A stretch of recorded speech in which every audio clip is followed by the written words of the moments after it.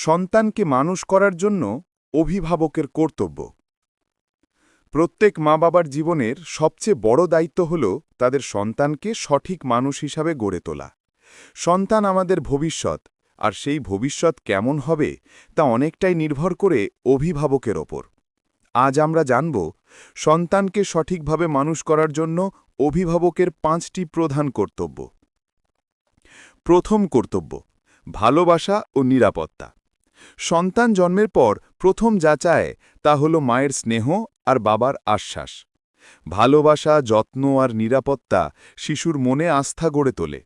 অভিভাবক যদি সন্তানকে বুঝতে শেখান যে আমি তোমার পাশে আছি, তবে সে সাহসী হয়ে ওঠে আর জীবনের যে কোনো চ্যালেঞ্জ নিতে প্রস্তুত হয়। দ্বিতীয় কর্তব্য, মূল্যবোধ শেখানো। টাকা পয়সা, শিক্ষা বা প্রতিভা সবকিছুই তখনই অর্থবহ হয় যখন শিশুর ভেতরে থাকে সঠিক মূল্যবোধ। অভিভাবকের উচিত ছোটবেলা থেকেই সন্তানকে সততা, সম্মান, সহানুভূতি আর দায়িত্ববোধ শেখানো, কারণ চরিত্র গঠনই মানুষ হওয়ার আসল ভিত্তি। তৃতীয় কর্তব্য, সময় দেওয়া।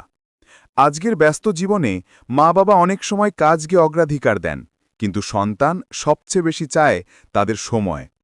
একসঙ্গে খেলা করা, গল্প শোনা, খাবার টেবিলে কথা বলা, এসব ছোট ছোট মুহূর্ত শিশুর মনে স্থায়ী ছাপ ফেলে। মনে রাখতে হবে, টাকা বা খেলনা নয়, সন্তান সবচেয়ে বেশি মনে রাখবে তার মা-বাবা তাকে কতটা সময় দিয়েছেন। চতুর্থ কর্তব্য, শিক্ষা ও জ্ঞান অর্জনের সুযোগ দেওয়া। শিক্ষা কেবল বই বা স্কুলের মধ্যেই সীমাবদ্ধ নয়। শিক্ষা মানে হল শেখার পরিবেশ তৈরি করা। অভিভাবকের উচিত সন্তানকে ভালো বই পড়তে উৎসাহিত করা, নতুন কিছু শেখার সুযোগ দেওয়া এবং ইতিবাচক পরিবেশ তৈরি করা। শিক্ষাই সন্তানের জীবনে আলো জ্বালাবে এবং তাকে সঠিক পথে পরিচালিত করবে।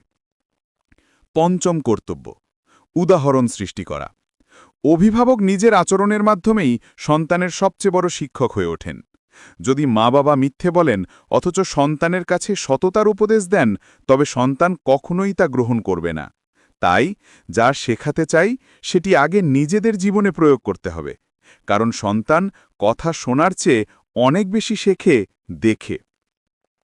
সংক্ষেপে বলা যায়, ভালোবাসা, মূল্যবোধ, সময়, শিক্ষা এবং উদাহরণ, এই 5টি স্তম্ভের উপর দাঁড়িয়েই একটি শিশুর চরিত্র ও ভবিষ্যৎ গড়ে ওঠে।